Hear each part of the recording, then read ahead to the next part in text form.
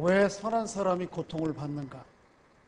반대로 악인들이 성공하고 형통한 이유는 도대체 뭔가? 묻고 물어도 답이 없는 것 같아요.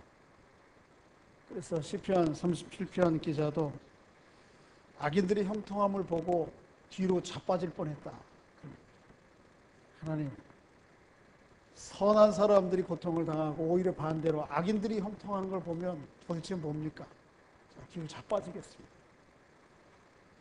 요즘 뭐 젊은 사람들은 그런 표현을 뭐라 그러지? 그런 상황을 오전에는 제가 물어봤더니 한 번에 나오던데 하나님 제 뚜껑이 열리려고 합니다.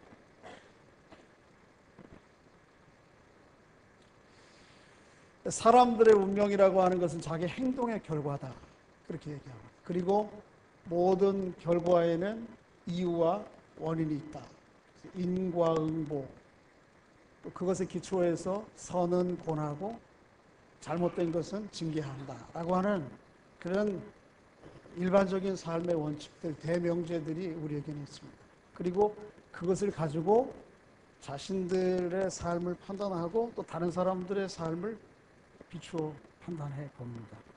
그런데 사실은 우리가 읽은 말씀, 오늘 본문뿐만 아니고 오늘 우리의 삶을 실제로 돌아다 보면 그렇게 어떤 인과응보나 간단한 몇 가지 원리들만으로는 해석할 수 없는 우리의 삶의 실상들이 있습니다.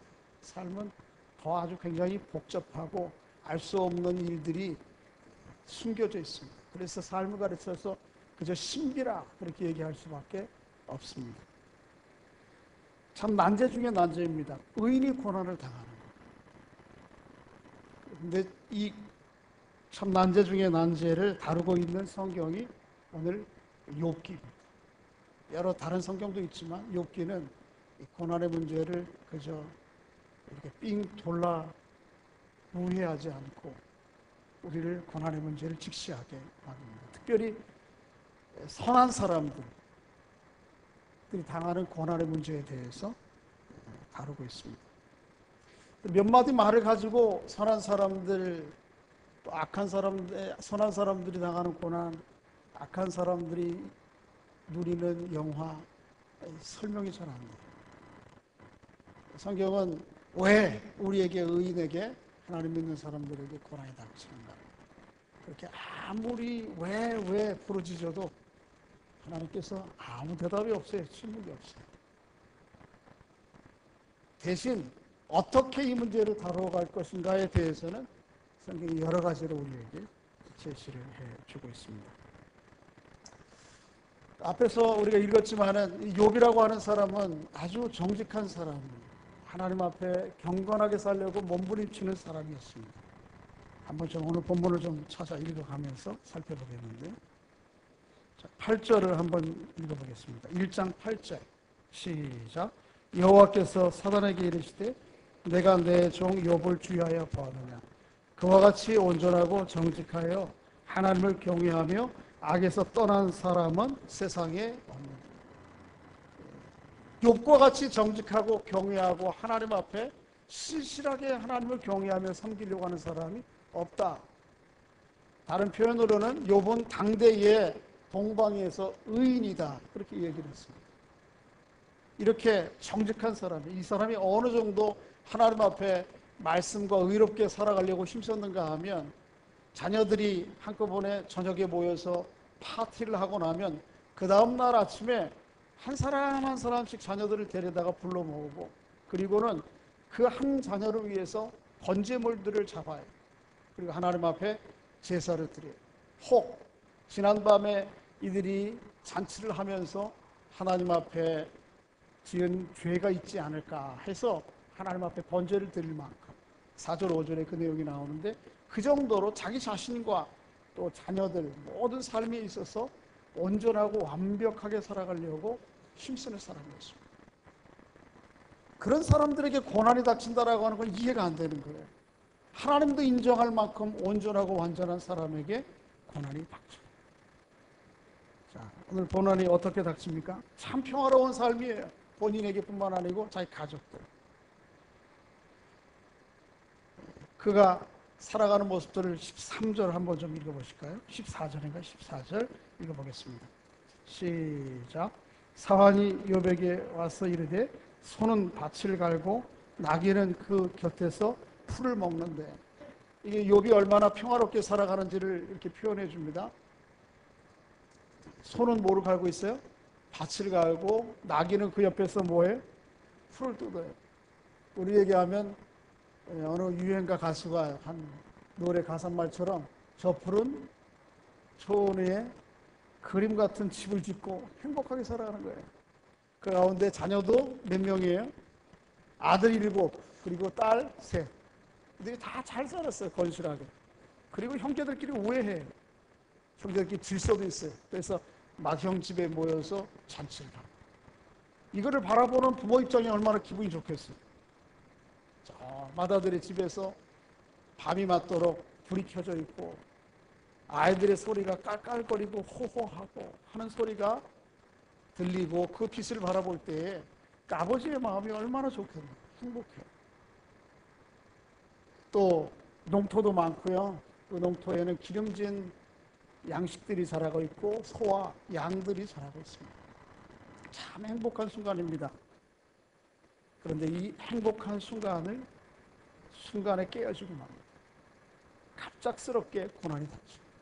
자, 오늘 15절입니다. 한번 읽어보겠습니다. 시작. 스밧 사람이 갑자기 이르러 그것들을 빼앗고 칼로 종을 죽였나이다. 나만 홀로 피하였으므로 주인께 아래로 왔나이다. 조금만 낮춰주세요. 갑작스럽게 오는 거예요. 고난은 어떻게 와요? 갑작스럽게. 이유를 알 수가 있어요, 없어요? 도저히 욥의 입장에서는 알 수가 없어요. 도대체 왜 이런 고난이 닥치는지. 갑작스럽게 옵니다. 욥에게 마찬가지로, 온고와 마찬가지로 오늘 우리에게도 때로는 말씀과 믿음 가운데 온전히 하나님 앞에 살아가려고 하는 사람들에게도 이유 없는 고난이 올 수가 있습니다. 갑작스럽게 올 수 있습니다. 시편 기자의 표현대로 마치 갑작스럽게 밤에 오는 모처럼요, 공포처럼, 낮에 날아드는 화살처럼 갑작스럽게 우리에게 그런 고난이 올 수 있다는 것이죠. 이해가 안 돼요. 내가 열심히 살아가려고 하는, 성실하게 살아가려고 하는, 신실하게 살아가려고 하는 그 모습과는 다르게 내 삶의 결과들이 오는 거에 대해서 참 이해가 안 되고 동의가 안 되는 부분들이 참 많아요. 그게 우리의 삶이에요. 이렇게 갑작스럽게 고난이 오고 어려움이 올 때에 우리는 탄식하게 되죠. 때로 고난이 우리에게 올 때에 홀로 오지 않습니다. 고난이 어떻게 와요? 겹쳐와요. 겹쳐. 그래서 설상가상이라고 하는 표현이 있습니다. 혹시 히터를 켜놓은 건 아니죠? 히터는 꺼주시고요. 설상가상. 눈이 내린 위에다가 뭐가 내려요? 소리가 내려요. 또 고사성어 표현에 그런 말이 있어요. 화는 화, 불, 단행. 화는 어떻게 해요? 홀로 오지 않고요. 복불병행. 복은 겹쳐서 오지 않는다. 그런 말이죠. 우리가 바라기는 어떻습니까? 화불 단행이 아니고 화불 복행. 하나만 오고는 더 이상 화는 안 왔으면 좋겠고, 반대로 복은 어떻습니까? 복은 병행해서 막 좀 우리에게 오면 좋겠습니다. 자녀들이 10자녀 있는 것뿐만 아니고 재물도 풍성하고 사회적 지위도 늘어나고, 그런데 그렇게 오면 좋겠는데 우리의 삶은 그렇지가 않아요.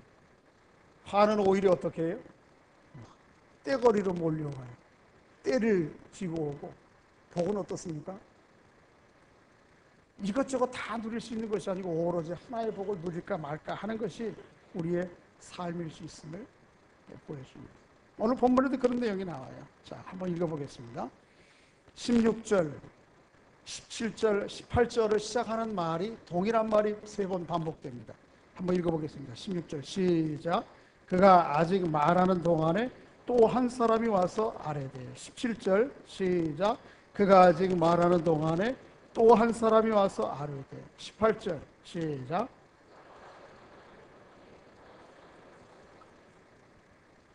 계속 반복돼. 그렇게 행복한 시간들을 지내고 있는데 갑자기 한 사람이 쫓아와서 얘기하는 겁니다. 스바 사람이 와서 그렇게 저 푸른 초원 위에 밭을 갈고 풀을 뜯는 소와 나귀들을 어떻게 했다는 거예요?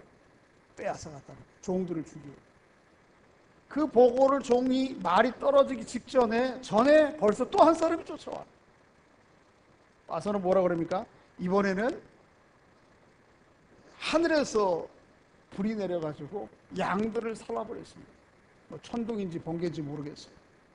그 말이 떨어지기 전에 또 한 사람이 쫓아와요. 이번에는 갈대아 사람들이 세 떼를 지어가지고 와가지고 자기네 낙타를 다 빼앗아갔다. 그 말이 떨어지기 전에 또 와요. 한 사람이. 뭐라 그럽니까?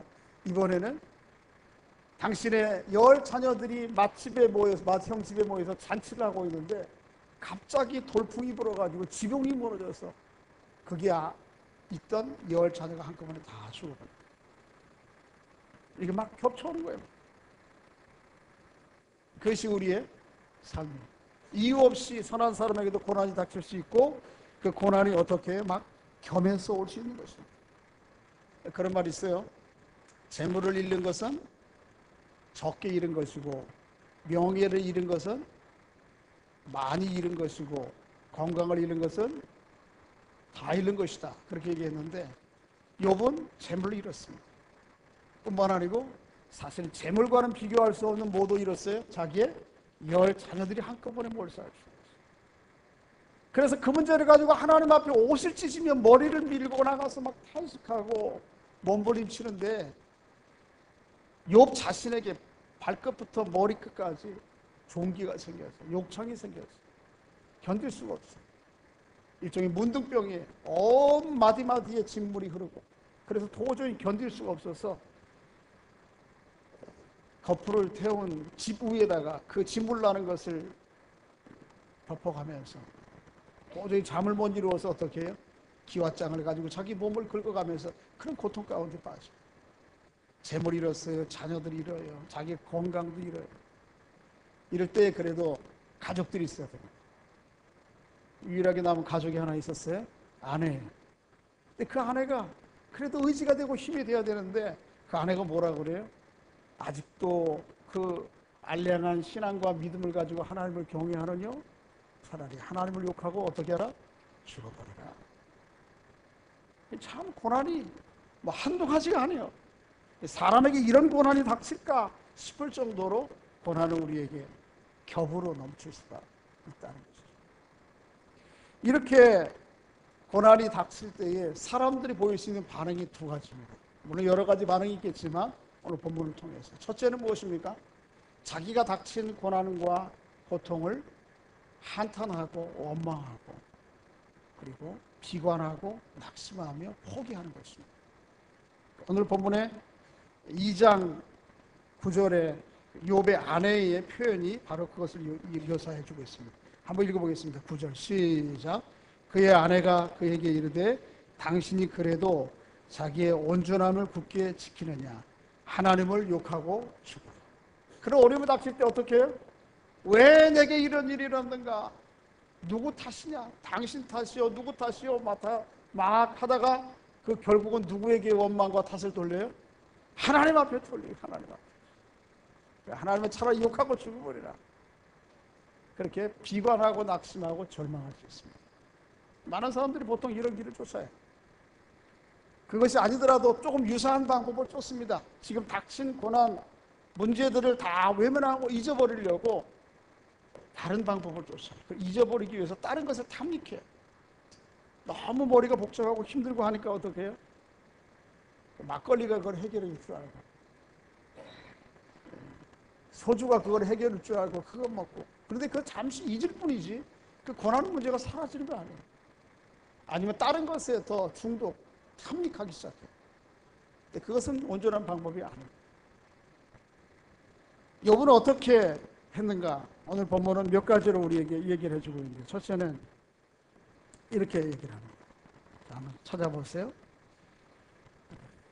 2장, 1장 마지막 절 한번 읽어보시면 22절 읽어보겠습니다. 시작.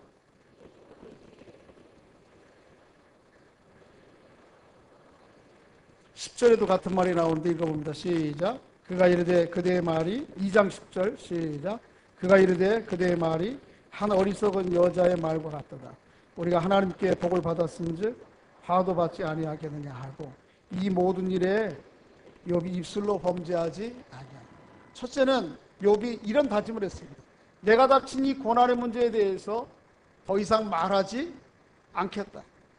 하나님 앞에 사람들 앞에 원망하는 말 하지 않겠다. 그래서 혹 입술로 범할 수 있는 죄를 짓지 않겠다.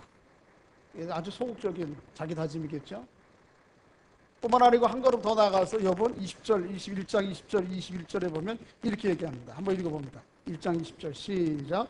욥이 일어나 겉옷을 찢고 머리를 밀고 땅에 엎드려 예배하며 이르되 내가 모태에서 알몸으로 나왔은즉 또한 알몸이 그리로 돌아가올지라. 수신이도 여호와시요 거두니시도 여호와시니 여호와의 이름이 찬송을 받으실지어다 하고 원망하고 또 탓을 돌리는 죄를 짓지는 않고 입술을 닫고 대신 하나님 앞에 어떻게 해요? 겉옷을 찢고 머리를 밀고 하나님 앞에 나아가 간구하는 것입니다. 내게 하나님께서 복도 하나님이 주신 것이요 만일 고난도 내게 주신다면 다 하나님과 하나님의 섭리와 주권일진데 내가 그들을 인정하겠습니다 라고 하나님을 찬송하고 예배하며 나아가는, 우리 모두에게도 그런 하나님의 은혜가 있기를 주의 이름으로 축복합니다. 그런데 우리가 잘못 생각하면 그렇게 동의 안 될 수가 있어요. 그런데 목사님 솔직하게 얘기하면 제가 하나님 앞에 모든 주권을 맡기고 나가려고 해도 내가 지금 당하는 고난, 직면한 문제에 내가 도저히 동의하지 못하겠는데요. 그런데 그것은 저와 여러분의 문제만이 아니고 욥도 실은 그랬습니다. 욥기를 쭉 읽어보면 욥이 오늘 본문 1장 20절과 21절, 22절에서 보여주었던 표현과는 다른 욥의 모습이 3장부터 37장까지 나와요. 우리가 잘못 생각하면 욥은 그저 처음 맞았던 이 마음들을 그대로 끝까지 가지고 와서 하나님 앞에 하나도 범죄도 없이 나아간 것 같지만 실은 그렇지 않아요. 욥은 하나님 앞에 이 문제를 가지고 나가서 처음에는 예배하고 하나님 앞에 맡기고 나아갔지만, 그리고 그렇게 시작했지만 자기에게 위로하러 찾아오는 친구들과의 대화 가운데 보면 하나님 앞에 섭섭한 마음들이 막 드러나요. 하나님이 이러실 수 있나? 하나님에 대해서 불편한 마음들을 곳곳에 쏟아내고 있어요. 그래서 욥은 우리가 생각한 것처럼 그렇게 믿음으로 승리한 사람이라고만 볼 수가 없는 면들이 욥기 가운데 여러 번 나옵니다. 한번 찾아보겠습니다. 9장 한번 찾아보세요. 9장 17절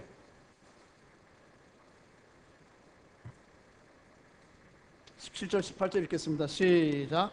그가 폭풍으로 나를 치시고 까닭없이 내 상처를 깊게 하시며 나를 숨쉬지 못하게 하시며 괴로움을 내게 채우시는구나. 여기 그가 누구예요? 하나님. 내가 지금 당하는 고난 누가 하시는 거라고요? 하나님이 나를 치시는 것이고 까닭없이 내 상처를 깊게 하시는 것이고 나를 숨쉬지 못하게 하시는 것이고 괴로움을 내게 채우시는 분은 누구라고요? 하나님. 하나님에 대해 섭섭하고 불편한 마음들을 쏟아내는. 자, 조금 더 나가셔서 22절 읽어보겠습니다. 9장 22절 24절까지 시작. 일이 다 같은 것이라 그러므로 나는 말하기를 하나님이 온전한 자나 악한 자나 멸망하신다 하나니 갑자기 재난이 닥쳐 죽을지라도 무죄한 자의 절망도 그가 비웃으시랴. 세상이 악인의 손에 넘어갔고 재판관의 얼굴도 가려졌나니 그렇게 되게 하니가 그가 아니면 누구랴? 하나님 되게 불편해. 무고한 자도 악한 사람과 함께 어떻게 해요? 재판 가운데 그냥 넘기고 그가 죽어가는 거 하나님 우습게 생각하고, 나중에는 이렇게까지 얘기합니다. 31장을 한번 찾아가 보세요. 31장 31장 35절 읽어보겠습니다.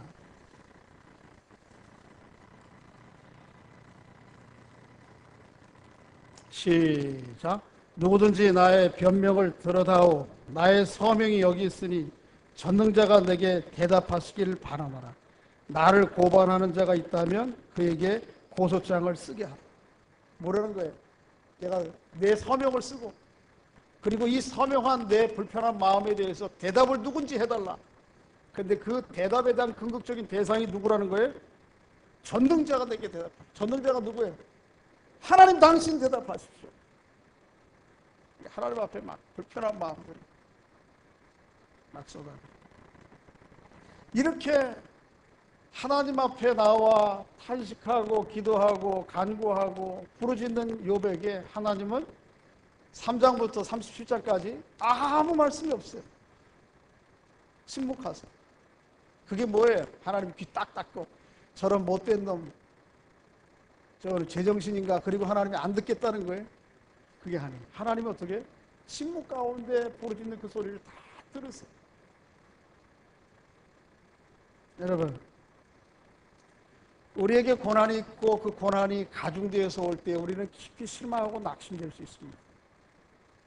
그런데 오늘 성경을 통해서 보여주는 교훈이 무엇입니까? 그럴 때에 낙심하고 절망하고 포기하는 대신에 하나님 앞에 나와서 물으라는 것입니다.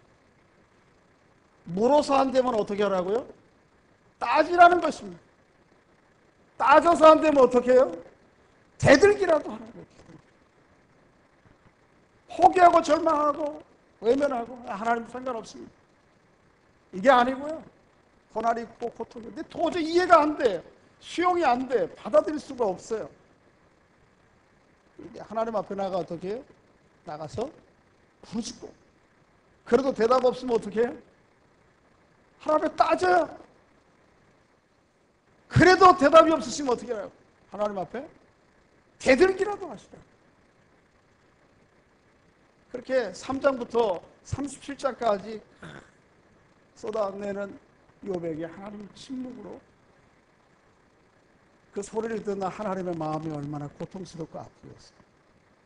뭐라고 설명해도 이해가 되지 않고 뭐라고 위로해도 받아들여질 수 없는 그에게, 그렇지만 하나님이 그걸 다 듣고 계십니다. 그리고는 40장에 이렇게 얘기하십니다. 한번 읽어보겠습니다. 40장 1절 2절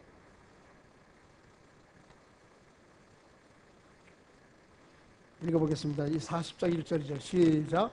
여호와께서 또 욥에게 일러 말씀하시되 트집 잡는 자가 전능자와 다투겠느냐. 하나님을 탓하는 자는 대답할지니라. 여기 트집 잡는 자는 누구예요? 욥이 누구를 트집 잡아? 하나님을 트집 잡고 다투고 대드는 사람이, 전능자에게 다투고 대드는 사람이 누구예요? 욥이에요. 하나님을 다 듣고 계세요. 그리고는 한참 다 오래 들을 만큼 듣고 난 다음에 쏟아내면서 욥 스스로 이 문제에 대해서 스스로 힘을 얻고 스스로 답을 찾을 때쯤 되었을 때 하나님께서 말씀하시고 이제는 내가 말하겠다. 여러분, 아무리 고난이, 이유 없는 고난이 내게 와도, 그리고 그 고난이 겹쳐서 내게 와도 낙심하고 절망하고 포기하는 데 있으면 하나님 앞에 나아가 물으시기를 바랍니다. 묻는 것 가지고 해결이 안 되면 어떻게 하라고요? 따져요 좀. 그것까지 해결 안 되면 어떻게 하라고? 대들기라도 하라고. 그게 성경이 우리에게 보여주는, 욥이 보여주는 고난에 대해서 다루는 하나님의 방식이에요. 하나님이 허용하시는 방식이에요. 여러분 잘 아는 대로 제가 한번 소개해드린 적이 있는데 박완서 씨의 고난의 문제 소개한 적이 있습니다. 박완서 씨 유명한 한국의 작가죠. 작년에 돌아가셨던가요? 그분의 남편도 아주 유력한 사회적인 인사였습니다.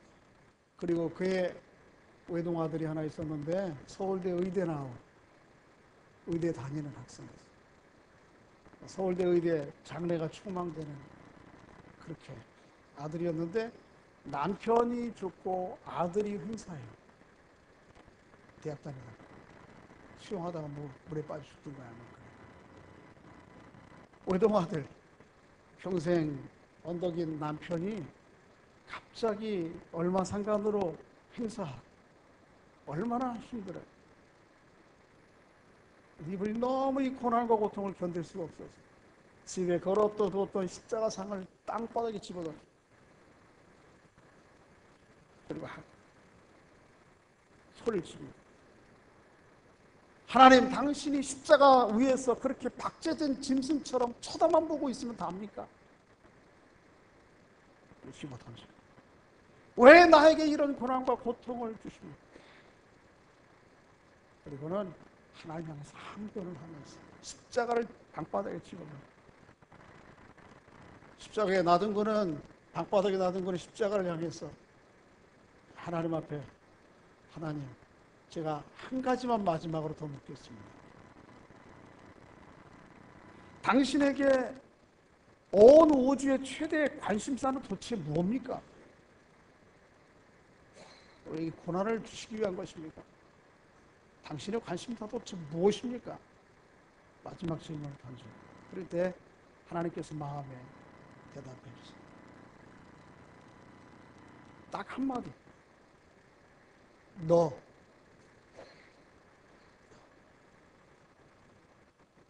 지금 왜 남편이 죽었는지 아들이 죽었는지 고난이 내게 닥치는지 왜 이렇게 재정의 문제가 다 바닥이 나고 아이들이 고통을 당하는지 갑자기 그런 것들이 몰려오는지 도저히 내가 이해할 수 없고 받아들일 수 없지만 그래서 하나님 앞에 항변하고 소리칠 때 하나님 도대체 관심이 뭐예요? 당신의 관심. 그런데 들리는 음성이 나의 최대의 관심은 너다.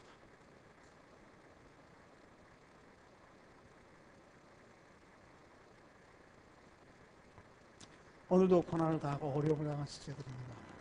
그래서 그럴 때 낙심이 오고 절망이 오고 포기하고 싶고 물러서고 싶고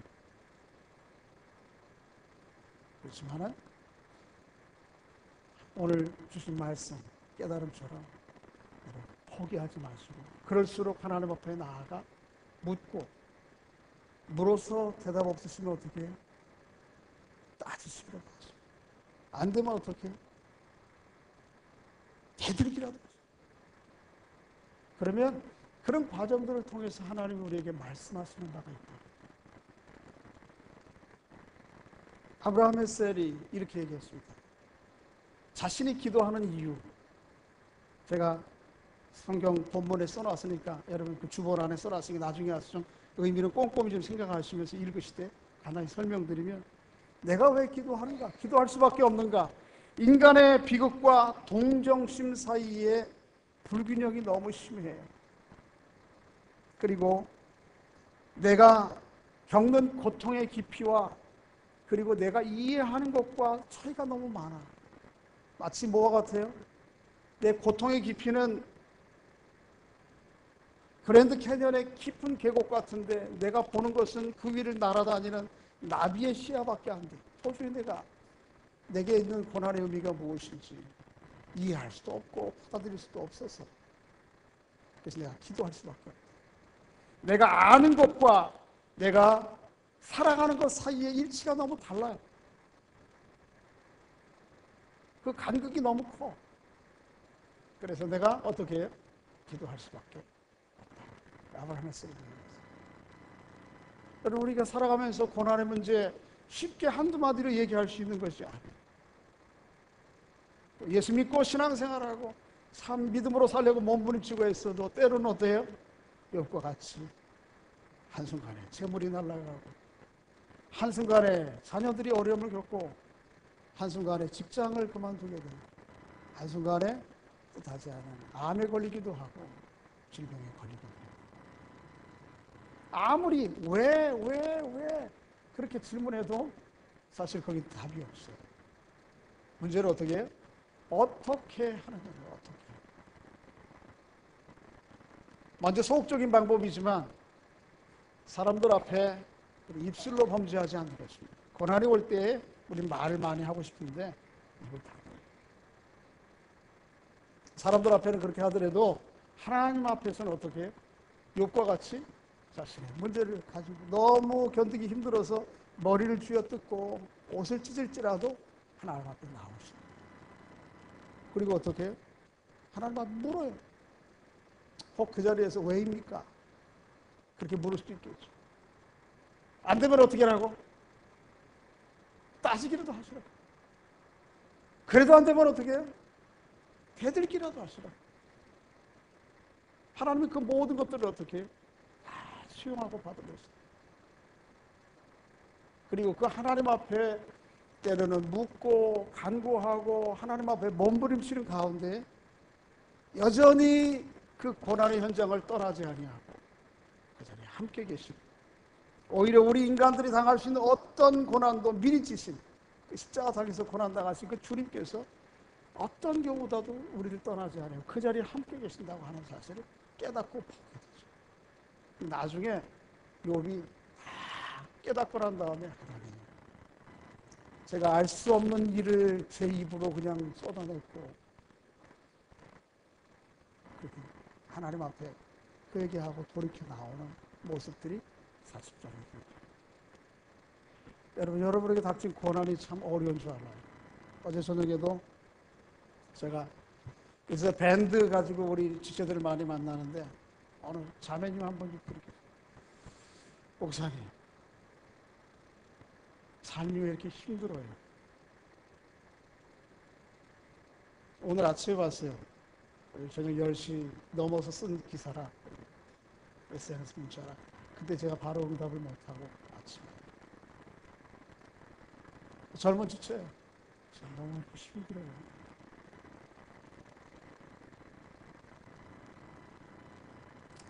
나도 모르겠어요. 왜 그런 고난이 오고 어려움인지 저도 여러분에게 대답할 방법이 없어요. 대답할 거 하나 있습니다. 낙심하고 절망하는 대신에 어떻게 하라고요? 하나님 앞에 나와서 묻고 따지고 대들기라도 하시고, 그게 우리의 길이에요. 그렇게 하나님 앞에 나와 묻고 대들기라도 하다 보면 그 고난을 이겨나가는, 극복하는 거예요. 그리고 고난 속에서 고난이 없을 때에 경험하지 못했던 하나님의 은혜와 인도하심들을 경험하게 됩니다. 삶의 은총이 우리 모든 성도들에게 있기를 주의 이름으로 축복합니다. 서로에게 한번 이렇게 축복해 주시면 좋겠습니다. 절망하고 포기하는 대신에 하나님께 묻고 따지고 대들기라도 합시다. 할렐루야. 그렇게 나오면 하나님께서 우리의 신음에, 우리의 간구에 응답하신다. 언젠가는 응답하신다. 그 시간이 좀 길 수도 있어요. 욥이 37장까지 가는데 너무 힘들었을 수도 있어요. 그렇지만 하나님은 반드시 대답하신다. 응답하신다. 그리고 돌아보면 하나님은 한 번도 내가 당하는 그 자리를 떠난 적이 없으십니다. 그런 고난을 우리와 함께 하시고 다뤄가시는 하나님의 은총이 우리 모든 형제들 자매들에게 있기를 주의 이름으로 축복합니다. 아버지 하나님, 오늘 우리가 당하는 고난의 현실을 참 이해할 수가 없습니다. 때로는 받아들일 수 없습니다. 그래서 때로는 탄식이 나고 절망하고 낙심할 때가 있습니다. 그러나 오늘 주신 말씀처럼 욥과 같이 절망하고 포기하는 대신에 하나님 앞에 이 문제를 끌어안고 나아가게 하시고, 나가 묻고 그래도 답이 없으면 부르짖고 그래도 답이 없으면 대들기라도 하는 그런 신앙으로 이 모든 고난의 문제들을 이기고 극복하는 은혜가 있도록 축복해 주시옵소서.